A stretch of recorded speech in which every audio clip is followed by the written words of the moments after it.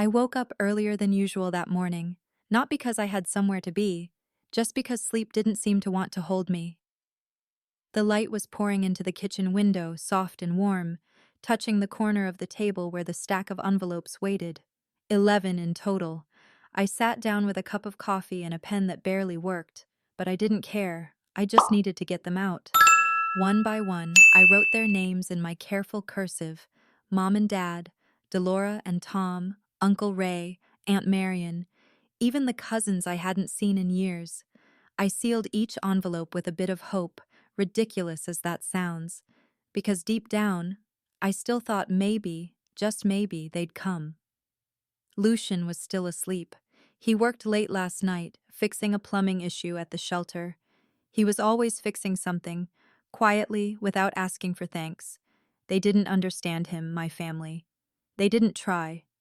But I loved him for who he was, not what he had, or didn't have. We weren't having a big wedding, just a backyard ceremony at the edge of Asheville, nothing fancy, no ballroom, no orchestra, just a handful of chairs, some borrowed string lights, and a promise we wrote ourselves. We couldn't afford more, and honestly, we didn't need more. What we needed was for people to show up. That's what mattered. I left one invitation unsigned, addressed, stamped, but not sealed. For her. I set it on the mantel like a challenge. Maybe Mom would change her mind. The house was small, rented, cluttered with books, thrifted furniture, plants that somehow thrived under our uneven care. It wasn't much, but it was ours. It had peace and laughter. I had hoped, just once, they'd come here and see that. A week went by. Not a single RSVP. Not a phone call. Not even a thumbs up emoji. I kept checking my phone like a fool. Maybe they were busy. Maybe the mail got delayed. Maybe they needed time to process it all. I scrolled through my text threads. All delivered. None read. Even Delora, who never missed a chance to text about her latest press feature, hadn't said a word.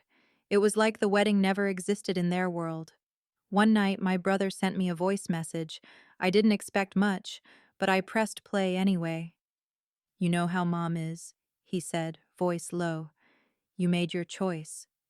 That was it. No follow-up, no warmth, no congrats, no "I'll try to come." Just a dismissal. I sat there with my phone in my lap, heart racing like I'd run a mile. Not from anger, something else, something quieter, like shame that wasn't mine to carry. Is this what disowning feels like? Not a slam of the door, just silence, and the slow fading of your name from their memory. The real blow came on a Tuesday afternoon. I was folding laundry when my phone rang. The screen said Mom. I stood still for a moment before answering. Her voice was flat, no greeting, no lead-in. "We won't be attending," she said. "Don't expect us to fake support for your lifestyle." She said lifestyle like it was a stain, like loving someone decent was a moral failure. "You're a grown woman," she added. "You made your bed. Now lie in it." And that was it. No shouting, no tears. Just clean, clinical rejection. I don't remember what I said back, or if I said anything at all. I think I just hung up, stared at the wall for a while.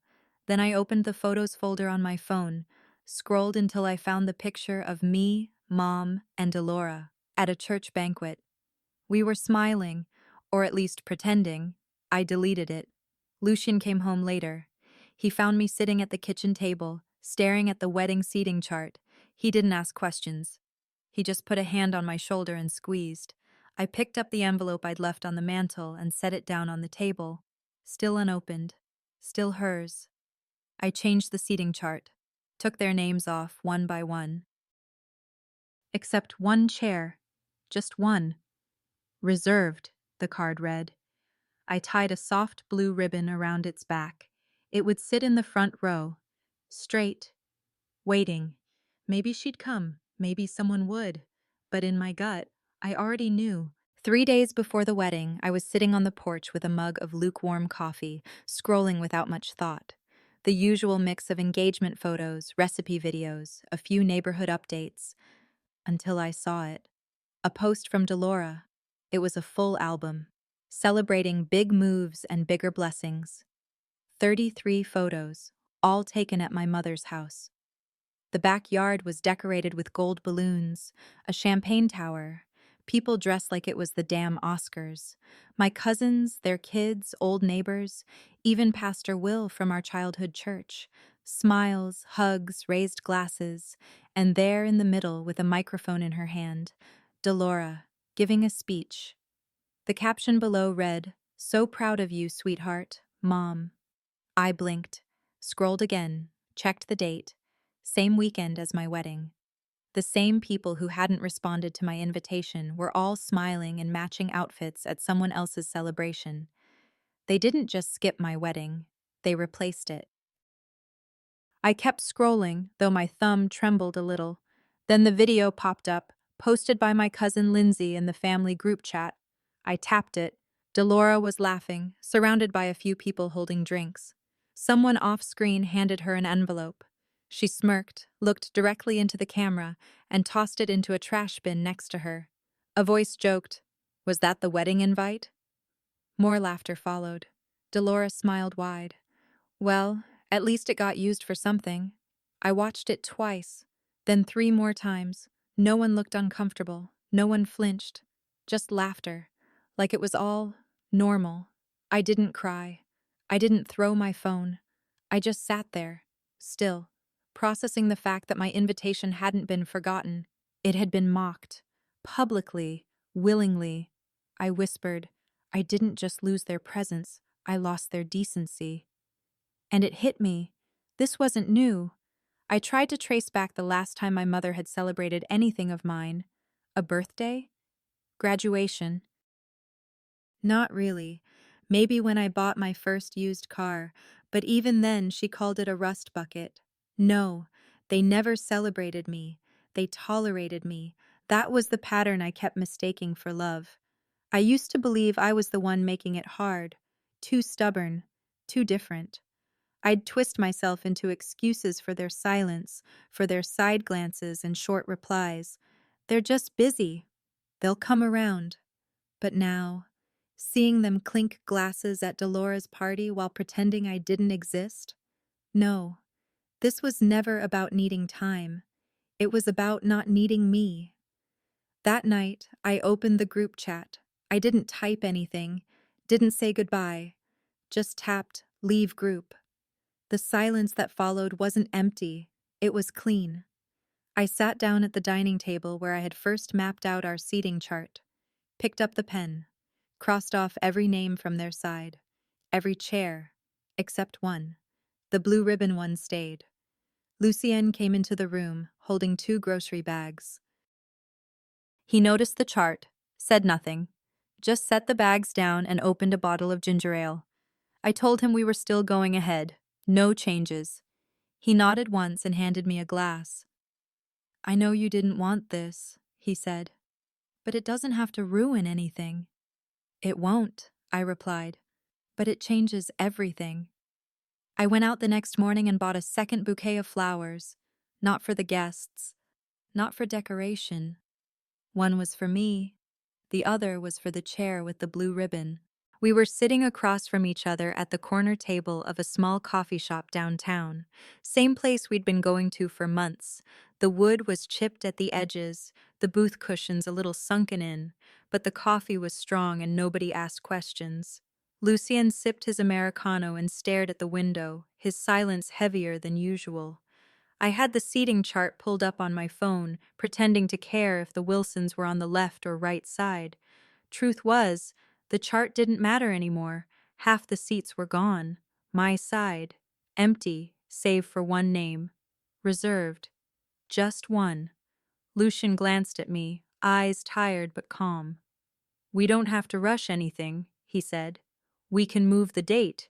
No shame in that. I shook my head before he finished. We're still doing this, no matter what. He leaned back, watching me. He didn't argue, but the look in his eyes said he wanted to. I'm not afraid to marry you, I told him. I'm afraid of what they'll do next. He nodded slowly. I know.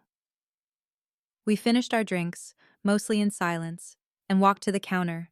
As we stood in line, two women behind us spoke a little too loud, clearly not realizing, or not caring, that we were within earshot. That's him, right? One of them said. The guy marrying into the Reinhardt family? Lucian something, the other chimed in. Isn't he homeless or something? My boss said he showed up at a fundraiser wearing sneakers. The first one chuckled. Bet he doesn't even have a last name. Lucien didn't flinch, didn't say a word. He stepped out of the line and pushed open the door. I turned slowly, met the eyes of the woman who'd laughed. Funny, I said. How people who do nothing for you always have the most to say. She looked startled, but not sorry. I didn't wait for a response. I stepped outside after Lucian, found him sitting on the bench beneath the awning, hands folded. The sky had darkened a bit, and the air smelled like rain was on its way. He looked up at me. You didn't have to say anything. I wasn't going to, I replied. But then I remembered. This isn't just about me. That evening, after dinner, I got a message from Delora. It popped up on my phone while I was folding the linen napkins for the reception.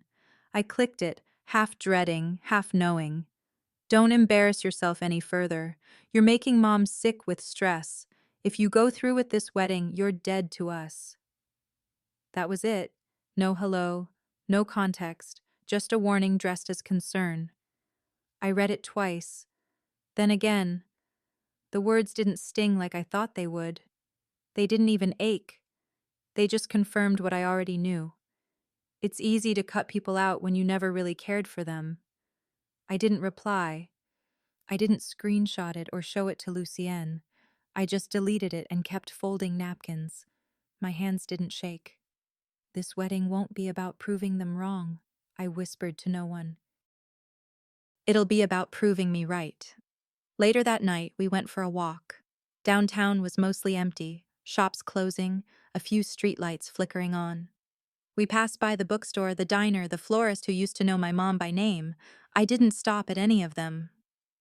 Lucian walked beside me, matching my pace. Neither of us said much until we reached the corner where the art gallery sat. The front window displayed a painting. Just one. A lone figure walking a long, winding road, back turned, arms loose at the side. I stared at it a long moment. That's what this feels like, I said quietly. But maybe the road matters more than the audience. Lucien stepped closer, placed my hand over his chest. You were never walking alone. I didn't say anything back, just looked at him, then back at the painting. No, I wasn't waiting for permission anymore. That road was mine. The night before the rehearsal, I couldn't sleep. Lucian had gone to bed early, but I stayed on the couch, scrolling through my phone in the dark, letting the screen light my face like a spotlight on a life that didn't feel real anymore. A new post popped up. Delora again. Reinhardt Family Year in Review, the caption read. I opened it, expecting the usual. And that's exactly what it was. Smiles, events, celebrations, birthdays, a retirement dinner, a new baby, a backyard barbecue. Everything curated, polished, well lit. But I wasn't in any of them. Not one. Not even the photo from when I visited Mom's house last spring. That afternoon, I brought her a basket of fresh peaches and left with a headache and a strained smile. Nothing. It wasn't that I was overlooked. I was edited out, scrubbed, like I didn't exist. And it wasn't accidental. It was meticulous. They didn't just exclude me, they erased me. The next morning, I was rinsing coffee mugs when I heard the doorbell. When I opened it, Beau stood there, his backpack slipping off one shoulder. Delora sat in her car with the engine running. Just a couple of hours, she called out, not looking me in the eye. I've got a thing. Then she drove off. Beau dropped his bag and kicked off his shoes, running straight to Lucian, who was sitting on the living room floor, sorting through records. The two of them laughed like they'd been doing this forever.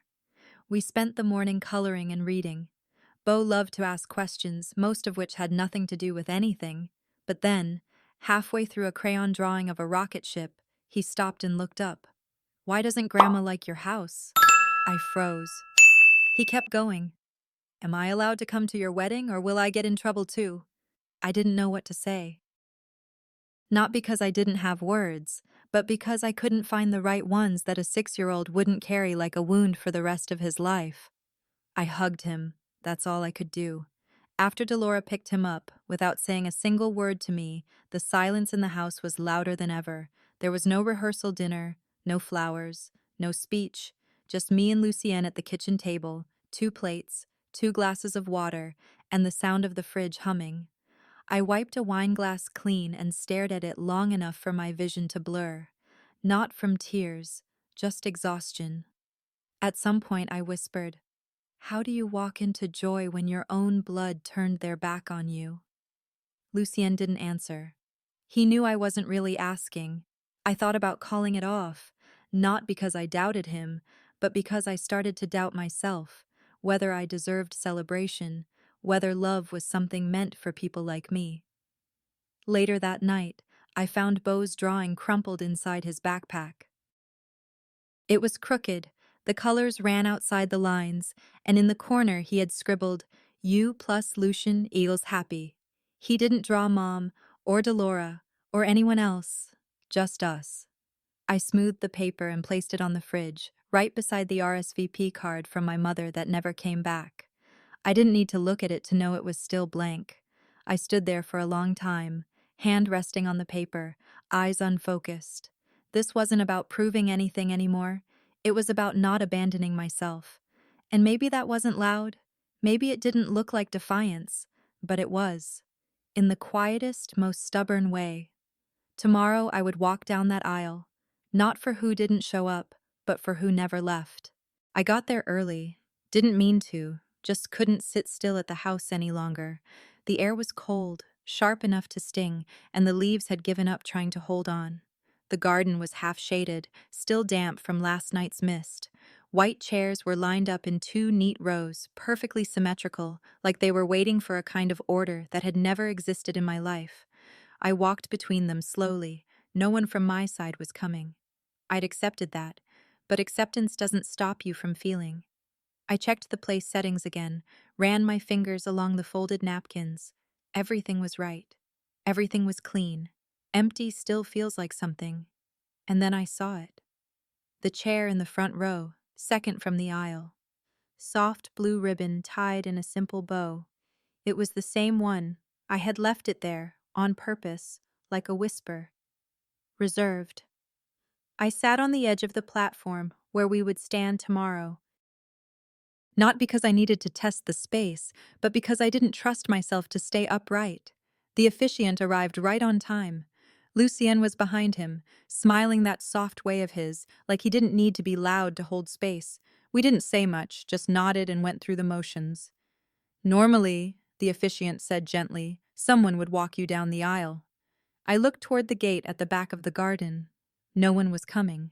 Lucian stepped forward, held out his hand, but I shook my head. "No," I said. "I've walked this far. I can finish it." He didn't argue, just stepped aside. So I walked. Alone. My heels tapped louder than I expected. I could feel eyes on me, guests from his side, a few friends from mine, some curious, some confused, a few smiling, and I thought, they always said I'd regret not doing it their way. But this I would remember. Afterward, we moved inside for dinner. Lucien and I arranged everything ourselves. No wedding party. No parents making toasts. Just the people who stayed, and that was enough. Delora had posted another brunch photo that morning, a spread of avocado toast and Bloody Marys with the caption, "Family First." Harlan hadn't replied to any of my messages. Lucien poured drinks without saying a word. When someone asked about the missing faces, he just smiled and placed a small framed photo next to the wedding cake. It was of me. Just me. When someone asked where the other half was, he said, "Because for once, this is her day. No shadow needed." I smiled, not because I wasn't hurting, but because I knew exactly what that meant. Later that night, back at the bridal suite, I stood in front of the mirror. No makeup, hair still pinned, just me and my thoughts. I pulled out the RSVP from my mother, still unopened, still blank. I tore it into uneven pieces and dropped them into a mason jar. Walked outside, placed it gently beside the blue ribbon chair. That was her seat. And this was my answer. Some people don't need to be seated to be witnessed. I breathed, deep and steady. For the first time in days, I wasn't waiting anymore. He was always more than they thought. Tomorrow they'd find out exactly how wrong they'd been. The sun was overhead by the time I stepped out onto the garden path. The air was warm, heavier than expected for mid-October, not a breeze in sight. The quiet around me wasn't awkward. It was intentional, held like breath between two sentences that didn't know how to finish. There was no music, no footsteps beside me, just me, walking that aisle alone, one foot in front of the other, toward the man who had chosen me when everyone else chose distance. Some people stood, some didn't. I didn't look. I didn't need to. When I was younger, I used to watch wedding videos. The kind where the father beamed with pride, the mother dabbed her eyes, the whole room rose like a wave of love. But this was different. I didn't feel abandoned anymore. I felt untethered. There's a difference. I wasn't waiting for approval anymore. I was walking free. Lucien stood at the altar, hands relaxed, shoulders straight. He didn't look at the crowd. He looked only at me. The officiant asked us to join hands. Lucien's fingers were cool, steady. We hadn't written traditional vows, no flowery metaphors, just truth. I was ready to speak when someone a few rows back whispered, just loud enough to slice through the moment. That's Lucien Marchand from Blue Nest Capital. A ripple moved through the crowd. You could hear it, the shift in breath, in posture. One woman gasped, hand to her chest. A man across the aisle leaned to whisper something urgently to his wife. Wait, another said under their breath, not even trying to hide it. He's that Marchand? Lucien didn't flinch, neither did I. A family friend of my mother's, a man who once told me I'd marry up if I kept quiet more, stood and stared like he'd seen a ghost. I remembered his voice. I remembered the way he used to dismiss Lucien without looking him in the eye.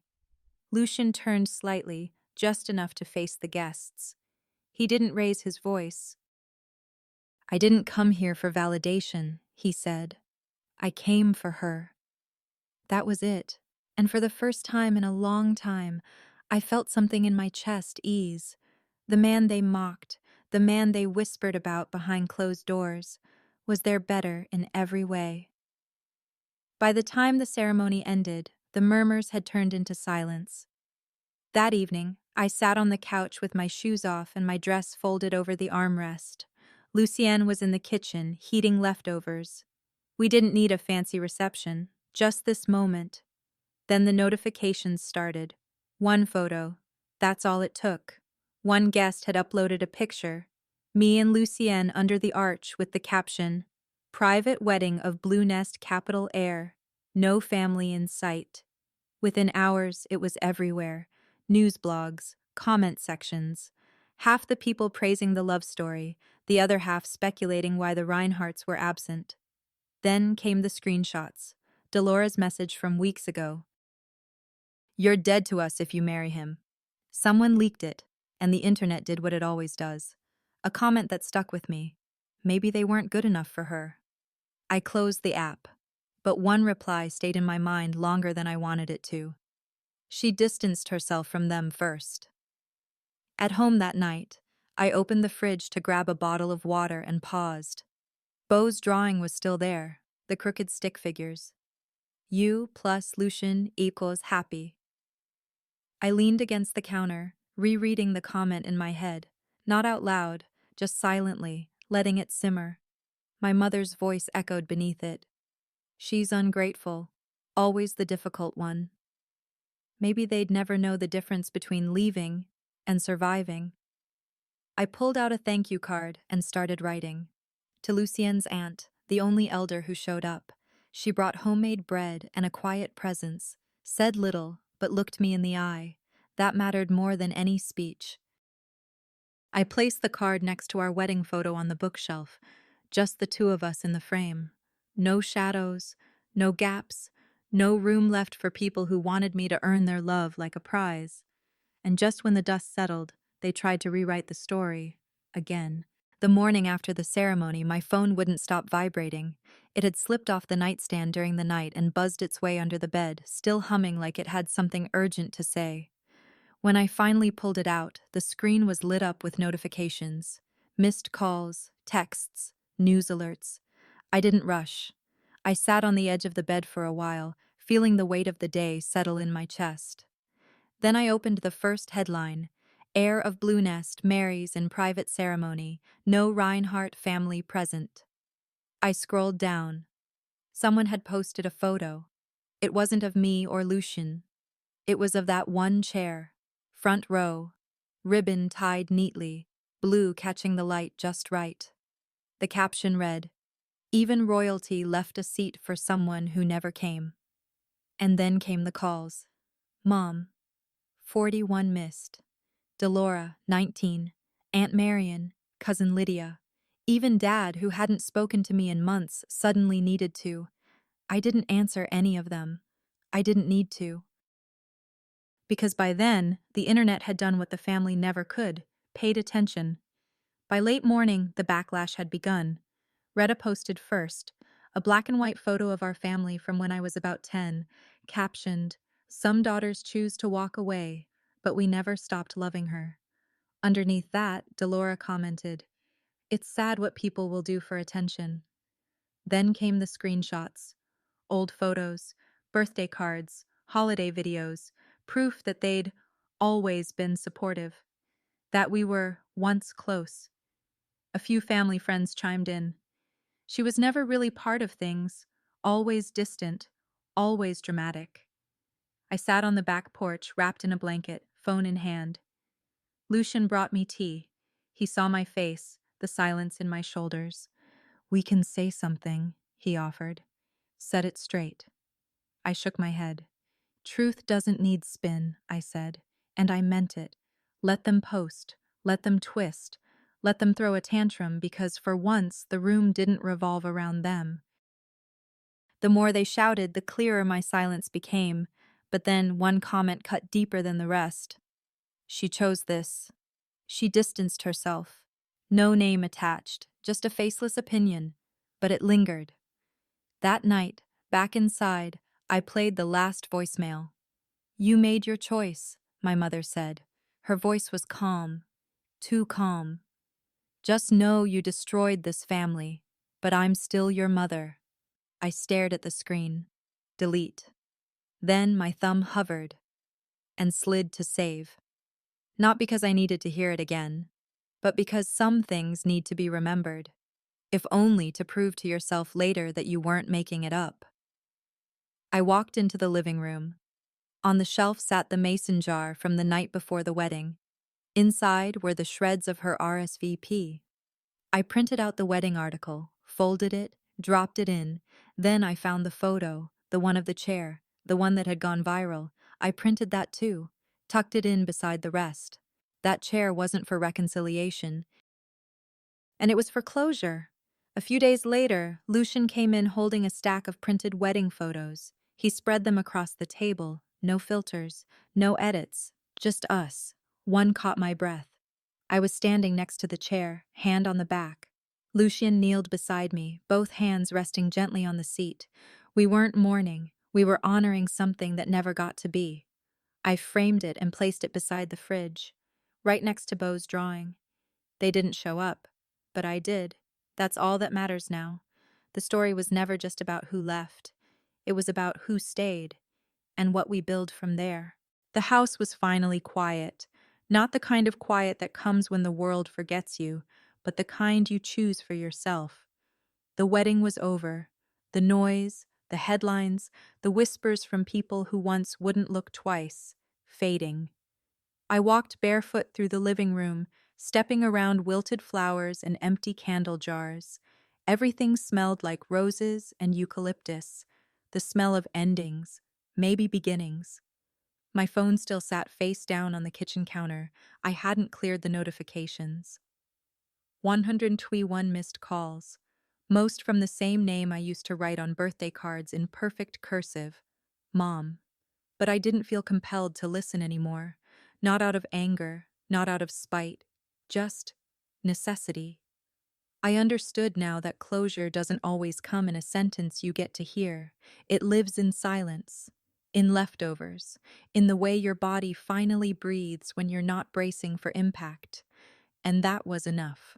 Later that afternoon, I sat with a notepad in my lap.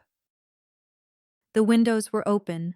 A breeze made the curtains lift like slow breaths. I started writing a letter, not for sending, just to get it out. I wrote, "You raised me to make you proud. I just didn't realize that meant disappearing." Then another line, "Thank you for teaching me how to stand alone." It wasn't bitter. There was no rage in the words, just weight, like stones that had been in my pockets for too long. I finished the letter, folded it in half, lit a match, and dropped it in a small ceramic bowl on the back porch. The smoke curled up, quiet, graceful. It didn't scream, it just left. That was the last thing I ever gave her. By the end of the week, Lucian and I had rearranged the living room, moved the bookshelf to the corner, pushed the couch against the opposite wall, opened up space we didn't know we needed. He was starting a mentorship program downtown for kids who didn't have much. I offered to help with admin, nothing big, just enough to matter. We made coffee in silence, shared routines, soft talk, everything small, sacred, and finally ours. One morning, I found a package by the door. No return label, just handwriting I knew by heart. Bo. Inside was a card. "I want to come visit. Mom says I shouldn't, but I want to anyway." I held the envelope to my chest for longer than I meant to. Maybe the next generation doesn't have to carry the same weight. A few weeks passed. The dust settled. One morning I drove out to the venue, alone. I walked through the garden like I had on rehearsal day, but this time I went around back, to the storage shed. The chair was still there, the one with the blue ribbon. I brought it home, set it on our front porch, facing east. "If they ever come," I whispered, "they'll have a seat, but I won't be waiting." There's something in that, not revenge, not even dignity, just peace. That's what they never understood. You don't always get closure from others. Sometimes you give it to yourself, and that finally was enough.